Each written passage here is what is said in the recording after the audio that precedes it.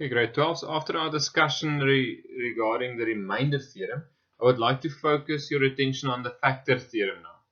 So it's basically following the exact same pattern as the remainder theorem, except if the remainder is equal to 0, that means we have a factor. Okay, so for instance, let's say we follow that same expression, and this is not in your textbook, this with the remainder theorem. Let's say gx times qx plus r. Okay, so you can see that if r is equal to 0, then we will only have these two. That gives you the expression of fx.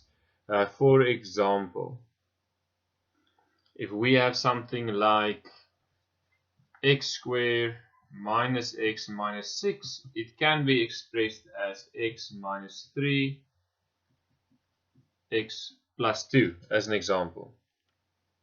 Now, this is based on the whole understanding of factorization, right? So if we go and we say, okay, this then begs the question, okay, so remember this is all of this equal to fx. If we take these two brackets and say, okay, let x minus 3 be equal to 0, then x is equal to 3. Or let x plus 2 be equal to 0, so therefore x equals negative 2. Now you will see that if we write an expression, if function with x equals 3 in our equation,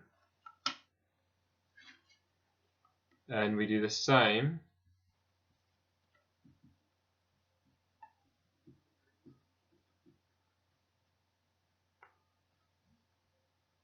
for that one with negative 2, let's quickly calculate and let's see what happens. So you've got 3 squared, which is 9, minus 3 minus 6 equals 0.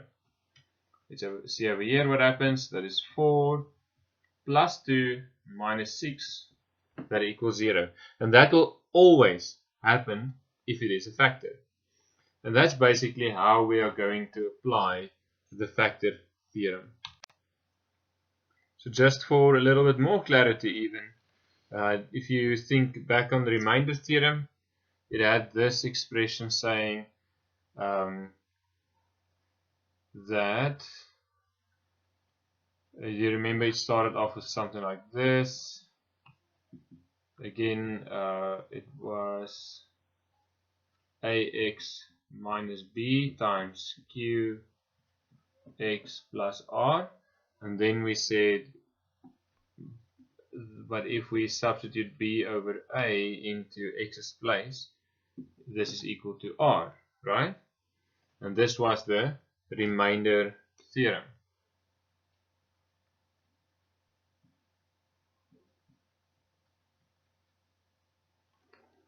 But for factor theorem, this exact same expression will be equal to 0.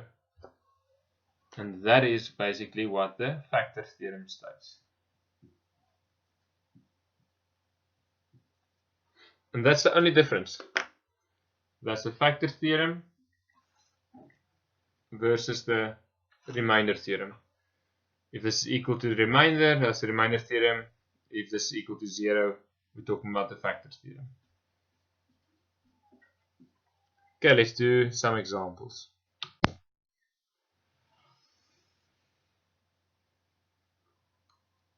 So we are looking at exercise 3, page 162, and let's take number 2. It says the following: prove that x minus 2 is a factor of, and then they give an expression.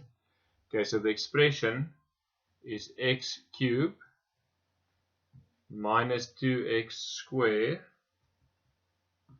plus 3x minus 6. And they want you to prove that x minus 2 is a factor. So remember, then we are going to do this. So what's our next step? You substitute in this expression x equals 2. And if it's equal to 0, it's a factor. If it's not equal to 0, it's not a factor. And that's as easy as that. So 3 cubed is 8. This is 2 squared is 4 times 2 is 8, so it's minus 8. Plus 6 minus 6, that's equal to 0. Now we can say therefore x minus 2 is a factor. Another way of asking the exact same question would have been to say determine whether x cubed minus 2x squared plus 3x minus 6 is exactly divisible by x minus 2. So you can either then do long division or synthetic division if you want to, or you can do this. You can substitute 2 into this equation. If it's equal to 0, that means it is exactly divisible by x minus 2 because the remainder is 0. So that's another way of asking this question. But I would like to please watch the next video based on synthetic division and long division. Just what's the differences, what's the similarity. It will help you tremendously with the application in this chapter.